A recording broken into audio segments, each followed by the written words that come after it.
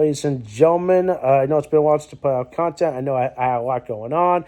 Also, happy Easter. Hope you guys enjoy your Easter. Of course, please excuse the camera. I got a cat on my lap. I'm trying to get this done. A lot of other things have happened. Maeve is now a big sister. Yeah, I got two little girls around the house now, so I'm trying to get these movies done. And now I meant to get them out a few weeks ago. Again, I apologize. And then, of course, a lot of our shit happens. And, of course, I'd rather not go into detail right now.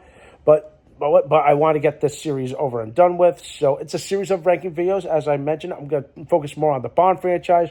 But I'm going to break them down by actor. I'm going to do the first one is, of course, Sean Connery, a.k.a. the OG. And then, of course, I'm going to do one for Roger Moore, Brosnan, and Craig. I'm not going to do ones for George Lazenby and Timothy Dalton, as their time in the role was very short. When it comes to those three movies, please excuse that camera.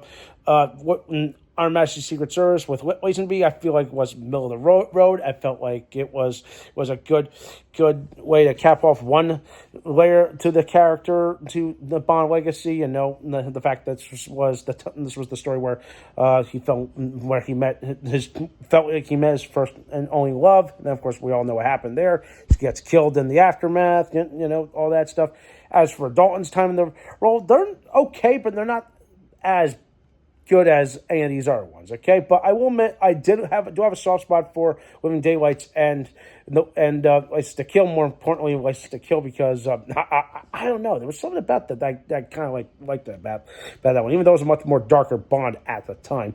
But anyway, let's get down to business. I'm going to start with Sean Connery. Connery's time in the role. Let's see. Well, he did 6, technically 7 if you count Never Say Never. So yeah, but Never Say Never is kind of technically a remake of another Bond movie that you will hear on this countdown. So that is going to make it an honorable mention on this list. So Never Say Never, I'm going to count, even though was produced by a different company that's not Eon Productions. So yeah. But I will admit that something about this movie is that this was the very first Bond movie that I ever saw on TV. Okay, yeah. Before I ever saw The Spy Who Loved Me, this was the one. And of course, no one told me that. Oh wait, this was a different Bond, because it wasn't produced by the same company. And also, when I found out that this was set in the 80s and that the plot was, oh wait, he's an aging 007, and of course it's so terrible. You can tell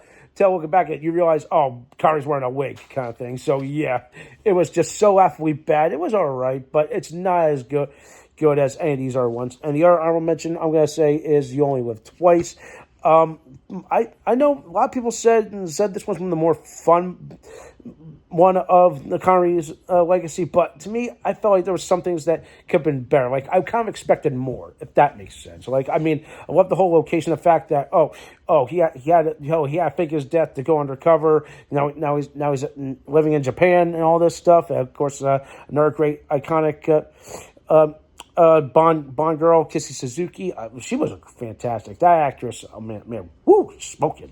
But those out of the way, let's get down to my top 5. Coming at number 5 will be Diamonds Are Forever. If you have followed me before, I have reviewed this back a couple of years ago on my channel, on my Action Sunday part, where I talked about how this was a good one when it comes to like the Connery era, even though parts of this felt campy. The whole Mr. Kidd and Mr. Wint characters I thought were a little fun side characters, even though you can tell that they were the closet gay assassins, which made no sense kind of thing. But that's just me. But man, I love the whole Vegas setting. Seeing Q there, like Jill St. John and her chemistry, even though like they just had to do something to just, hey, we need something to sex up. Here's we got Jill St. John and all that good stuff. You want more about what I talked about this in that movie? Go find that in my review and you'll hear more about it. All right. Coming in at number 4 will be Thunderball. Yes, as in the OG version of, which again, this is the movie that will eventually get remade for Never Say Never. I love this because, again, of the location. Like the Bahamas was a perfect setting. I also met Pauline Pert, the no, not Pauline Burt, Martine Beswick, the Bond girl, that gets killed. I'm like, she was a very lovely lady. So yeah, that's why this one gets a little higher ranking for me.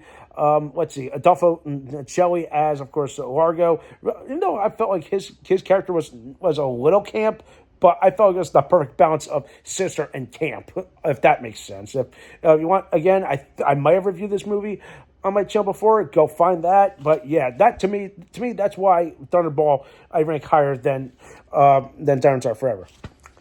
Coming at number 3 will be, of course, the OG movie that started it all, Dr. No.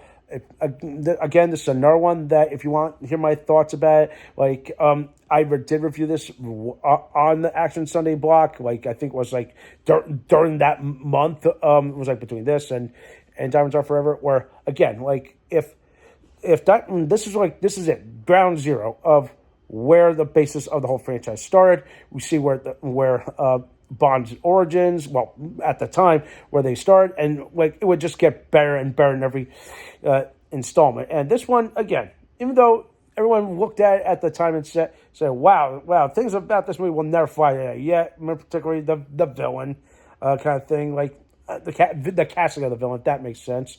But yeah, you could definitely see where they started. All the good stuff, the gadgets and all that. But again, Q was not introduced in this movie. He would only get introduced in the later sequels. So yeah, pretty fun fact in case you did not know. So, and of course, that one iconic line that I do like that industry to Bond in that iconic scene in this movie is you had your shot and he kills the guy. Oh man. So yeah. So that's what I have to say about Dr. No. So yeah, again, if you want to hear more about what I think about that movie, go find that one. Coming in at number 2 will be From Russia with Love. Now, this one gets double points for me. Why I rank it higher than Dr. No? Because I could have the original From Russia with Love book. I'm not. It's upstairs in my library, but yeah.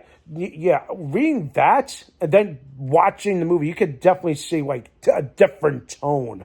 Like the book, like had something different. It's like the first part of the story, you're actually following the story of Red Grant, the killer that Spectre 6 on Bond, and then the last part, and then the rest of the story focuses on Bond.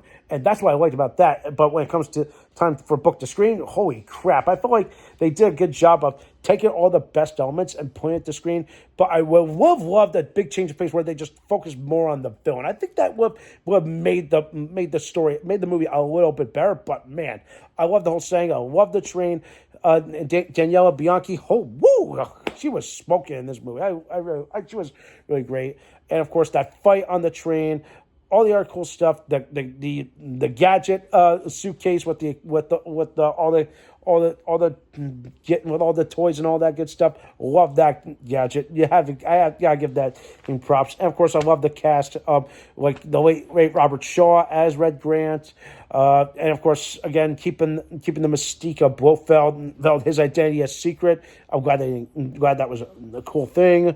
There's a lot I could talk about in this for when it comes to From Russia with Love. The ending just brought a smile to my face and make me just chuckle and say, Bond's coming back. And of course, she's got me kicking more ass, kind of thing.